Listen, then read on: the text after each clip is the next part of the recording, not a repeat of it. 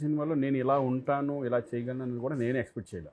ఎప్పుడైతే ఆ సబ్జెక్ట్ నాకు ఎప్పుడైతే చెప్పారో, సబ్జెక్ట్ చెప్పినప్పుడు నేను ఒకటే అనుకున్నాను, ఇది నాకేనా, నా క్యారెక్టర్ అని చెప్తుంది అనుకున్నాను నేను. ఎందుకంటే అంత పెద్ద సినిమాల్లో, అంత శంకర్ గారి సినిమాలో, అంత సినిమాల్లో ఈ టైప్ ఆఫ్ క్యారెక్టర్ నేను ఎక్స్పెక్ట్ చేయలేదు. సెకండ్ హాఫ్ అంతా అయిన తర్వాత నిజంగా ఈ క్యారెక్టర్ నాదేనా అని మళ్ళీ అడిగి, ఎస్ ఇదే మీ క్యారెక్టర్ అనగానే ఇంక నేను ఏం మాట్లాడాలి, ఈ క్యారెక్టర్ నేను చేసేస్తాను అన్నాను. ఎందుకంటే అంత ఛాలెంజింగ్ క్యారెక్టరు. ఇంకోటి ఏంటంటే ఈ గెటప్లో నేను ఎలా ఉంటాను, అసలు నేను ఎలా అనేది నాకే ఆశ్చర్యంగా ఉంటుంది అనమాట. అటువంటి క్యారెక్టర్ ఈ సినిమాలో నాకు చేయడం జరిగింది. ఇప్పుడు వాళ్ళకే కాదు, ఇప్పుడు నేను కూడా ఈ సినిమా ఏంటి అనేది నాకు ఎక్సైటింగ్గా ఉంది, ఇంట్రెస్టింగ్గా ఎప్పుడెప్పుడు రిలీజ్ అవుతుందని నేను వెయిట్ చేస్తున్నాను. సో మొన్న లక్నోలో సార్ అసలు ఆ ఈవెంట్ అసలు చాలా గ్రాండ్గా అనిపించింది సార్. చూస్తున్న ప్రతి ఒక్కరికి కూడా, నాట్ ఓన్లీ తెలుగు ఆడియన్స్, అంటే మూవీ లవర్స్ అందరూ కూడా ఆ బజ్ని ఎంజాయ్ చేసాం. సో మీకేమనిపించింది సార్ ఆ రెస్పాన్స్ చూసినప్పుడు? ఫస్ట్ 100% ఇప్పుడు ఇది నాడే జోక్. ఇప్పుడు వీళ్ళంతా గ్లోబల్ స్టార్కి ఎక్కడికి వెళ్ళిపోయారు, not only in Andhra Pradesh, even Karnataka కానీ, ఈరోజు తమిళనాడు కానీ, ఎక్కడికి మన నార్త్ ఇండియాకి వెళ్ళినా కూడా, ఎక్కడికి వెళ్ళినా మన తెలుగు ఆర్టిస్టులకు ఉన్నంత క్రేజ్ నాకు తెలిసి ఎవరికి లేదు. అందుకంటే వాళ్ళ ఫిలిమ్సే ఎక్కువ ఈ మధ్య గత 10 yearsగా ట్రెండ్ అవుతూ, ఒక సినిమాని మించి ఇంకొక సినిమా, ఇంకో సినిమా మించి ఇంకొక సినిమా అలా ఎంతో పోటీ పడుతూ వాళ్ళకి డామినేట్ చేసుకుంటా వెళ్ళే రేంజ్కి, ఇంటర్నేషనల్ స్టాండర్డ్కి మన తెలుగు సినిమా వెళ్ళడం అనేది hats off directors, hats off అలాగే మన హీరోస్. ఎందుకంటే వాళ్ళిద్దరు కాంబినేషన్స్లో ఈరోజు రాజమౌళి గారు కానీ, తర్వాత సుకుమార్ గారు కానీ, వీళ్ళంతా, త్రివిక్రమ్ గారు ప్లస్ కొరటాల శివ గారు, మన దేవరా, ఇప్పుడు వీళ్ళందరూ ఏంటంటే మన తెలుగు సినిమా స్టాండర్డ్స్ని పెంచుకుంటూ ముందుకెళ్తున్నారు. ఇప్పుడు వచ్చే అప్కమింగ్ డైరెక్టర్స్ కూడా చాలామంది చాలా స్ట్రాంగ్గా ఉన్నారు, కొత్త వాళ్ళు ఉన్నారు. ఇప్పుడు అప్కమింగ్ వాళ్ళు కూడా వాళ్ళకి నాలెడ్జ్ ఎక్కువ, హై స్టాండర్డ్స్ మీద, ఇప్పుడు ప్రతి విషయం మీద, ఈవెన్ సీజీ మీద కానీ, లేకపోతే ఎలా ఉంటుంది విజువల్గా వాళ్ళు ఆలోచించే విధానాలు కానీ హై స్టాండర్డ్స్లో ఉంటున్నారు మన వాళ్ళు ఇప్పుడు. అది మన తెలుగు ఇండస్ట్రీ చేసుకున్న అదృష్టం. అది ఇక్కడే కాదండి, మన తెలుగు వాళ్ళు అనేప్పటికీ ఏమవుతుందంటే, ఇదివరకు ఎక్కడికి వెళ్ళినా, అమెరికా వెళ్ళినా కూడా వాళ్ళకు సపరేట్ గుర్తింపు ఉంటుంది, ఎక్కడికి వెళ్ళినా వాళ్ళే సపరేట్ ఇదిగా ఉంటారు. అలాగే ఇప్పుడు తెలుగు ఇండస్ట్రీ కూడా ఆ లెవెల్కి తీసుకెళ్ళిపోయారు. అలాగే ఈ ఫిలిం కూడా ఒక మంచి పాన్ ఇండియా ఫిలిం, ఇంటర్నేషనల్లీ మంచి సినిమా అవుద్దని ఒక పక్కా, ఈ సినిమా ఏంటంటే ఇట్స్ పక్కా కమర్షియల్ మూవీ, రెగ్యులర్ మూవీ లాగా ఉండదు, పక్కా commercial and it's a political message oriented and entertainment ఉంటుంది, సెటైర్లు ఉంటాయి, అన్నీ ఉంటాయి దీంట్లో. సాంగ్స్ మీకు తెలియదు, సాంగ్స్ ఆల్రెడీ ట్రెండింగ్లో ఉన్నాయి సాంగ్స్. మంచి శంకర్ గారు ఎట్లా విజువలైజ్ చేస్తారనేది అందరికి తెలిసిందే, చరణ్ ఎలా చేస్తాడని అందరికి తెలిసిందే. So eagerly waiting for game changer. Okay, సంక్రాంతికి నిజంగా వెయిట్ చేస్తాం సార్, ఎందుకంటే మెగా పవర్ స్టార్ నుంచి ఇప్పుడు గ్లోబల్ స్టార్ అయ్యారు ఆయన. సో ఇంకా గ్లోబల్ లెవెల్లో ఫ్యాన్స్ని సంపాదించేసుకున్నారు.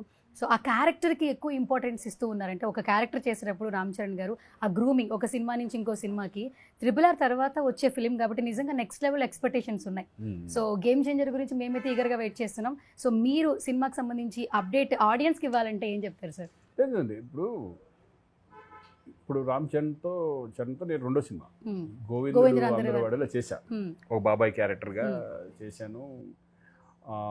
అప్పుడు ఆ ఏజ్ గ్రూప్ 10 years బ్యాక్, అది ఆల్మోస్ట్ 10 years 15 years బ్యాక్. దాని తర్వాత ఈయన ఎదుగుదల ఎలా ఉంది అంటే, ఒక రంగస్థలం కానివ్వండి, తర్వాత RRR కానివ్వండి, ఇవన్నీ ఒక ఆయన స్టాండర్డ్స్ని పెంచుకుంటూ వెళ్ళిపోయి పర్ఫార్మెన్స్ లెవెల్స్ పెరిగినాయి. ఆయన పర్ఫార్మెన్స్ లెవెల్స్ ఎలా పెరిగారు, ఆయన స్థానాన్ని ఎలా పెంచుకుంటూ వెళ్ళారు, గ్లోబల్ స్టార్ ఎలా, ఇప్పుడు దీని నుంచి గ్లోబల్ స్టార్ ఎలా అయ్యాడో అప్పటి నుంచి ఆ పర్సనాలిటీ కూడా మారిపోయింది మొత్తం. బట్ ఇప్పుడు రంగస్థలంలో పర్ఫార్మెన్స్ చేయాలంటే చాలా డెడికేషన్ కావాలి, చాలా హార్డ్ వర్క్ కావాలి, కాన్సన్ట్రేషన్ కావాలి. ఆ క్యారెక్టర్లో ఒక క్యారెక్టర్ మనం ఈ సినిమాలో ఈ టైప్ ఆఫ్ క్యారెక్టర్ ఉంటుంది ఒప్పుకున్నప్పుడే మనకు గట్స్ ఉండాలి, దాని మీద అది చేస్తాం, మనం చేయగలము అనే ఒక దమ్ము ఉంటేనే ఆ క్యారెక్టర్లు చేయగలం. ఇప్పుడు దీంట్లో అప్పన్న క్యారెక్టర్ అని ఒకటి ఉంటుంది, అప్పన్న క్యారెక్టర్ అండ్ ఈ క్యారెక్టర్స్ కూడా దీంట్లో స్టైలిష్గా కనపడాలి. టూ క్యారెక్టర్స్ స్టైలిష్గా, ఆ క్యారెక్టర్ కూడా ఛాలెంజింగ్ క్యారెక్టర్ అది. అంటే పంచకట్లో చాలా బాగుంది, పంచకట్లో ఎలా ఉంటుంది, పెద్దరికంగా ఉండాలి, పెద్దరికంగా చాలా స్టబర్న్గా ఉండాలి.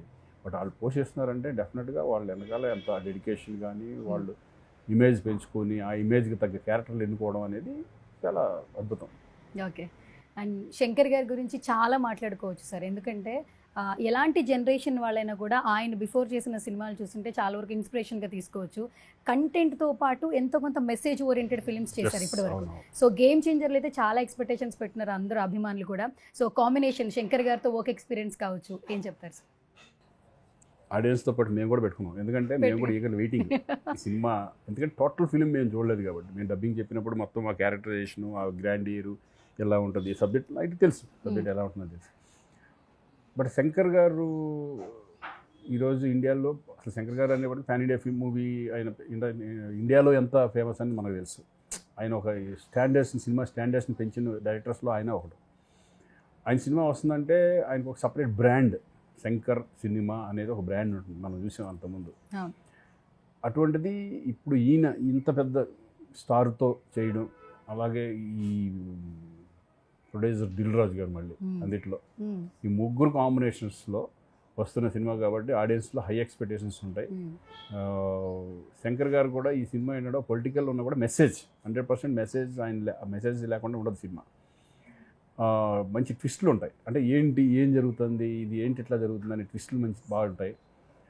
క్యారెక్టరైజేషన్స్ కానీ, సమాజం అంతా ఆలోచించే విధానంగా, ప్రతి ఆడియన్ ఆలోచించే విధంగా, పొలిటికల్ సిస్టమ్ అంటే ఇలా ఉంటే బాగుంటుంది కదా, ఇటువంటి పర్సన్స్ కదా కావాలి మన ఆంధ్రప్రదేశ్కి కానీ, అదే తెలంగాణ కానీ, ఏ రాష్ట్రానికి కానీ సరే, ఇటువంటి వాళ్ళు ఉంటే కనుక ఇట్లా సిస్టమ్ వెళ్తే బాగుంటుంది అనేది ఆడియన్స్కి ఒక చెప్పే మెసేజ్.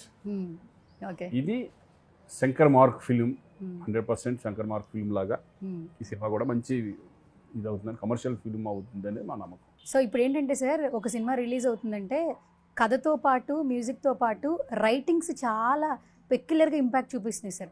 లైక్ కొన్ని సినిమాలు ఆ బ్రాండ్ మేనరిజంని క్రియేట్ చేసేస్తున్నాయి. దీనికి వచ్చేసి సాయి మాధవ్ బుర్రా గారు అస్సలు ఎంత ఎక్సలెంట్ ఇచ్చారనేది చెప్తున్నారు, ఎందుకంటే మాకు కొంచెం చాలా దాచేసి ఉంచారు ట్రైలర్లో అయితే.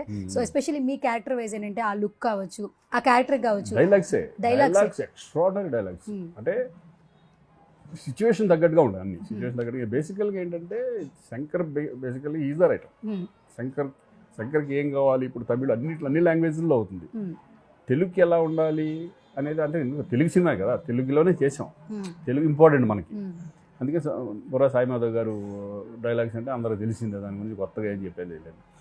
శంకర్ గారి సబ్జెక్ట్ని బట్టి, ఇప్పుడున్న సిచ్యువేషన్ బట్టి మన ఎలా డైలాగ్స్ ఉంటే బాగుంటుంది, ఇప్పుడు అప్పన్నకి ఏ టైప్ ఆఫ్ డైలాగ్స్ కావాలి, ఆ ఫ్లాష్ బ్యాక్ దాంట్లో కొంచెం డిఫరెన్స్ ఉంటుంది ఆ డైలాగ్స్ కానీ కానీ, అంటే సిస్టమ్ మీద అవగాహన ఉంటే తప్పితే రైటర్స్ కూడా దాని మీద అంత డైలాగ్స్ రాయలేరు, ఎందుకంటే అన్నిటి మీద అవగాహన ఉండాలి రైటర్స్కి. అనేది ఏంటంటే ఇప్పుడు పొలిటికల్ సినిమా చేస్తున్నామంటే పొలిటికల్ గురించి అవగాహన ఉండాలి, ఏ భాష మాట్లాడాలి, ఏం చేయాలి అనేది. అలాగే బుర్రా సాయి మాధవ్ గారు దాంట్లో ఇది కాబట్టి డెఫినెట్గా డైలాగ్స్, ఇటువంటి సినిమాలో డైలాగ్స్ చాలా ఇంపార్టెంట్. ఎంత కమర్షియల్గా ఓన్లీ ఫైట్లును ఇవే ఉండవు కదా, ఎందుకంటే ఇది పొలిటికల్ బేస్డ్ ఫిలిం. ఇటువంటి దాంట్లో డైలాగ్స్ అనేది చాలా ఇంపార్టెంట్. మీకు ఎన్ని కోక్కలు ఉంటాయి, ఎందుకంటే ఇది ఎస్జే సూర్య క్యారెక్టర్ కానీ, జయరామ్ క్యారెక్టర్ జయరామ్ క్యారెక్టర్ అంతా ఎంటర్టైన్మెంట్గా ఉంటుంది. మళ్ళీ సముద్రకాని క్యారెక్టర్ ఒక స్టైల్ ఆఫ్ ఇది ఉంటుంది. ఎస్జే సూర్య అంటే కనుక మళ్ళీ సరిపోతా శనివారం తర్వాత మళ్ళీ ఒక విజృంభణ క్యారెక్టర్ దీంట్లో. ఇస్ వండర్ఫుల్ ఆర్టిస్ట్, చాలా బాగా చేస్తారు. ఓకే, సో మ్యూజిక్ సార్ నిజంగా సెట్ చేసేసారు ఈయనైతే. ఇప్పటివరకు ఇచ్చిన బీజిఎమ్స్ కావచ్చు, సాంగ్స్, తమన్ గారి గురించి అసలు ఆయనకు ఒక ఇది ఉంది సార్, ఒక్కొక్క సినిమాకి ఒక్కొక్క డ్రమ్ పగలగొట్టేస్తారంట, అంటే ఏదో ఒకటి టెక్నీషియన్గా ఆయన ఏదో ఒకటి చేస్తూ పగలగొట్టారు. మాకు తెలియదు, పగలగొడతారని మాకు తెలుసు, చూసిన తర్వాత తెలిసింది ఎన్ని పగలగొట్టాడని. తమంది ఏంటంటే బ్యాక్గ్రౌండ్ మ్యూజిక్ చాలా ఫేమస్, అట్లాగే ఈ సాంగ్స్ కూడా మంచి హిట్ అయినాయి. అందులో మెలోడీ సాంగ్ ఒకటి ఉంది కదా, అది అసలు ఎక్స్ట్రాడినరీ అప్లాజ్ అది బయట. ఎందుకంటే ఇటువంటి ఫిల్మ్కి బ్యాక్గ్రౌండ్ స్కోర్ అనేది చాలా చాలా ఇంపార్టెంట్. అలాగే తమన్ బ్యాక్గ్రౌండ్ స్కోర్లో ఫేమస్, అంతేగా జనరల్గా తమన్ అంటే బ్యాక్గ్రౌండ్ స్కోర్. ఇప్పుడు అఖండ చూసుకొని కొన్ని సినిమాలు చూసుకుంటే దాంతో ఎలివేషన్స్ ఎక్కడికో వెళ్ళిపోతుంది. అలాగే ఈ సినిమా కూడా చాలా బీభత్సంగా ఉండబోతుందని నాకు చాలా బాగా చేశారని. ఓకే, ఇప్పుడు హీరోస్ని పాన్ ఇండియా స్టార్స్ అంటున్నాం సార్, కానీ మిమ్మల్ని మాత్రం పాన్ ఇండియా యాక్టర్ అని చెప్పి అనేయచ్చు, మీరు అగ్రీ చేస్తారా? ఆల్మోస్ట్ పాన్ ఇండియా సినిమాస్లో కనిపిస్తూ ఉన్నారు. మనం అన్ని సినిమాలు వెళ్దాం అండి, వాళ్ళని అందరూ పాన్ ఇండియా అని మనం వెళ్తా ఉంటాం వాళ్ళతో పాటు, అంతే అంతే. ఎందుకంటే అఫ్కోర్స్ నేను ఇప్పుడు తమిళ్ చేశాను, కన్నడ చేశాను, ఇది చేశాను, ఇప్పుడు నేను అక్కడ వెళ్తే నన్ను గుర్తుపడతారు, గుర్తుపడితేనే చాలు కదా అనే ఫీలింగ్ ఉంటుంది. అంటే ఇప్పుడు నిన్ను మొన్న నేపాల్ ఇవన్నీ వెళ్ళాం. నేపాల్ వెళ్ళినప్పుడు అక్కడ వాళ్ళు అందరూ గుర్తుపడుతున్నారు, ఎందుకంటే వాళ్ళ సినిమా ఇప్పుడు అక్కడ సినిమాలు ఎవరైతే వస్తారు, వీళ్ళే వస్తున్నారు. అల్లు అర్జున్ది, తారక్ది, చరణ్ది, ప్రభాస్ది, మహేష్ బాబు వీళ్ళే ఉంటాయి ఎక్కువ ఆడే అయ్యే. వాటిల్లో నటించామనుకోండి, వాటిలో మనం క్యారెక్టర్ చేసామనుకో మమ్మల్ని కూడా గుర్తుపడతారు ఆటోమేటిక్గా. రేపొద్దున కన్నడ నుంచి వస్తే శ్రీకాంత్ పెట్టుకుందాం, ఈయన అందరికీ తెలుసు కదా, తెలుగులో బాగా ఇది కదా అనేది వాళ్ళకి వచ్చినప్పుడు వాళ్ళు పెట్టుకుంటారు. వాళ్ళు ప్యాన్ ఇండియా సినిమాలు, మనం ఒక్కలే కదా ప్యాన్ ఇండియా. వాళ్ళు కూడా ఇప్పుడు కేజీఎఫ్ లాంటి సినిమాలు కూడా ప్యాన్ ఇండియాకి వెళ్ళిపోతున్నాయి, కొన్ని ఫిల్మ్స్ ప్యాన్ ఇండియాకి వెళ్తాయి. అది మనం గ్రేట్, సౌత్ ఇండియన్ గ్రేట్. టోటల్గా ఇండియన్ ఫిల్మ్ అన్నారు. ఇప్పుడు మనం ఇప్పుడు తెలుగు అనేది సౌత్ అనకూడదు, మొత్తం total Indian film. That's it. Okay, so Indian film అన్నారు కాబట్టి ఫిలిం గురించి ఒక క్వశ్చన్ అడుగుతాను సార్. ఎప్పుడో నుంచి మనం సినిమాలు చేస్తున్నాం కాబట్టి ఒకప్పుడు ఏంటంటే వేరే లాంగ్వేజెస్లో ఇక్కడ డబ్ చేసేవాళ్ళు ఎక్కువగా తెలుగులో. సో ఇప్పుడు మన సినిమాలు వేరే లాంగ్వేజ్లో డబ్ అవుతున్నాయి. చాలా సందర్భాల్లో చిరంజీవి గారు చెప్పారు, పెద్ద పెద్ద యాక్టర్స్ చెప్పారు, ఇట్స్ ఏ ప్రౌడ్ మూమెంట్. అంటే నేను ఫిలిం ఇండస్ట్రీలో వర్క్ చేస్తున్నాను, నేను ప్రౌడ్గా కాలర్ ఎగరేసుకుని ఉండే సిచ్యువేషన్స్ రైట్లో వచ్చినందుకు మేము చాలా హ్యాపీగా ఫీల్ అవుతున్నాం అన్నారు. సో మీరేం చెప్తారు అసలు? డెఫినెట్ అండి. ఇప్పుడు మేము కర్ణాటక వెళ్ళి ఫిలిం చేస్తూ ఉంటాం, కర్ణాటకలో కన్నడ సినిమా చేస్తాం. కన్నడ సినిమా చేసినప్పుడు వాళ్ళు మన తెలుగు ఆర్టిస్ట్ అంటే ఎంత రెస్పెక్ట్ అనేది అక్కడికి వెళ్తే కానీ తెలియదు మనకి. అంటే వాళ్ళు మన దాన్ని